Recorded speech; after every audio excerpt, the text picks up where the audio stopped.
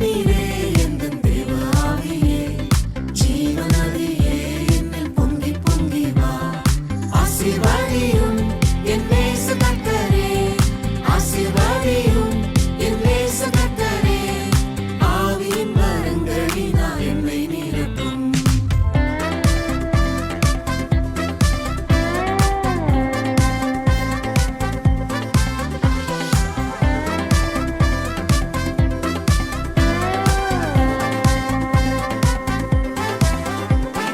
கண்மலையை பிளந்து வனாந்தரத்திலே கர்த்தாவே உம் ஜனங்களின் தாகம் தீர்த்தீரே.